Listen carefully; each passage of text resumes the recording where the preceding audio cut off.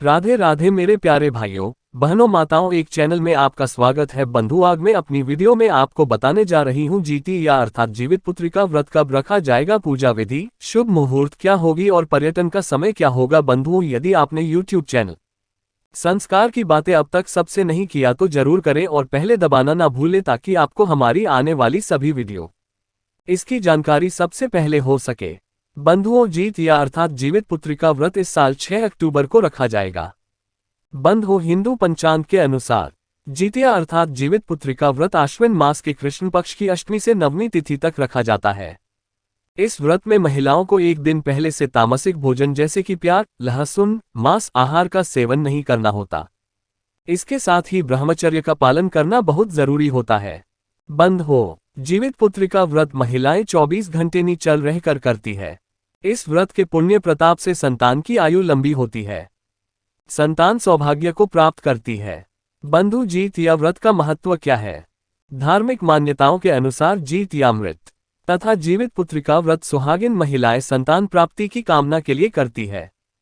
जीवित पुत्री का व्रत में महिलाएं 24 घंटे का निर्जला उपवास करती है। इस व्रत के पुण्य प्रताप से संतान की आयु लंबी होती है। जीत या व्रत, जीवित पुत्री का व्रत करने से नव विवाहित महिलाओं को संतान की प्राप्ति होती है। जीवित पुत्री का व्रत आश्विन मास के कृष्ण पक्ष की अष्टमी तिथि से लेकर नवमी तिथि तक किया जाता है। इस व्रत को उत्तर प्रदेश, बिहार, झारखंड और पश्चिम बंगाल की माताएं अपने पुत्र की लंबी आयु, समृद्धि, उन्नति के लिए 24 घंटे का निर्जला व्रत रखकर करती है। बंधुओं, जीवित पुत्री का व्रत कब है? इस साल जीवित पुत्री का व्रत अर्थात जितिया व्रत 5 अक्टूबर की रात से शुरू होगा और 7 अक्टूबर तक चलेगा। ये त्योहार 3 दिन तक चलता है। इस व्रत की शुरुआत नहाय खाय से होती है। पहले दिन नहाय खाय, दूसरे दिन निर्जल व्रत, तीसरे दिन व्रत का पालन किया जाता है। 5 अक्टूबर को नहाय खाय से इस व्रत की शुरुआत होगी। पहले दिन नहाय खाय, दूसरे दिन निर्जला व्रत और तीसरे दिन प्रतिपालन किया जाता है। 5 अक्टूबर को नहाय खाय से इस व्रत की शुरुआत होगी। अक्टूबर को महिलाएं निर्जला व्रत रखेंगी और इस व्रत का पालन 7 अक्टूबर को किया जाएगा। बंधुओं, जीत या व्रत के नियम क्या हैं? जीत या व्रत के पहले दिन महिलाएं सूर्योदय से पहले जाकर रात में ही स्नान करके पूजा करती है और फिर एक बार भोजन ग्रहण करती है।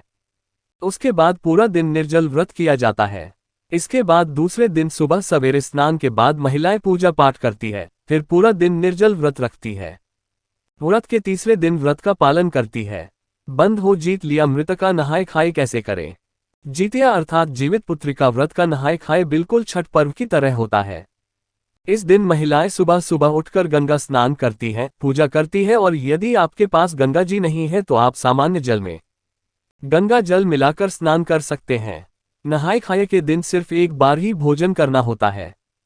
बंधुओं, जीवित पुत्री का व्रत की पूजा विधि क्या है? सुबह ही स्नान करने के बाद व्रती मनुष्य प्रदोष काल में गाय के गोबर से पूजा स्थल को लीप पर साफ कर ली। इसके बाद वहां एक छोटा सा तालाब बना लें। तालाब के पास एक पाकड़ की दाल लाकर भड़ा कर दें। जीवंत वाहन के कुछ निर्मित मूर्ति जल के पात्र में स्थापित करें। उषा से बनी जीमूत वाहन की प्रतिमा को धूप, दीप, चावल, रोली, पुष्प आदि अर्पित करें। इस व्रत में मिट्टी और गाय के गोबर से चील व सिया राम की मूर्ति बनाएं। इसके माथे पर लाल सिंदूर का टीका लगाया जाता है। पूजा समाप्त होने के बाद जीवित पुत्री का व्रत की कथा सुननी चाहिए। बंधुओं, जीवित पुत्री का व्रत अर्थात जितिया में कौन से भगवान की पूजा की जाती है?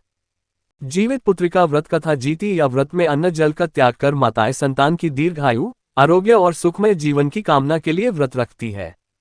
जितिया में जीमूतवाहन भगवान की पूजा पर दोष कार में की जाती है। इस बार जीवित पुत्री का तक 6 अक्टूबर को रखा जाएगा। बंधुओं, पौराणिक कथा के अनुसार महाभारत युद्ध के दौरान अश्वत्थामा पिता की मौत का समाचार सुनकर बेहद नाराज हो गई।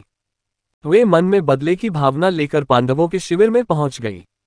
शिविर में 5 लोग सो रहे थे, जिसे अश्वत्थामा ने पांडवों समझकर मृत्यु लोक पहुंचा दिया। मारे गए 5 लोग द्रौपदी की संतान कही जाती है। इस घटना के बाद अर्जुन ने अश्वत्थामा को बंदी बनाकर उनकी दिव्य मणि छीन ली, जिससे क्रोधित होकर अश्वत्थामा ने घर में पल रहे अभिमन्यु के बच्चे को मौत के घाट उतार दिया। इसके बाद उत्तरा की अजन्मी संतान को अपने सभी पुण्य का फल देकर घर में ही जीवित कर दिया। घर में पल रहे इस बच्चे को जीवित पुत्रिका का नाम दिया गया। तभी से माताएं अपने बच्चे की लंबी उम्र के लिए और रक्षा की कामना से जीवित पुत्रिका व्रत करती है। बंधु हो, यदि आपको हमारी वीडियो पसंद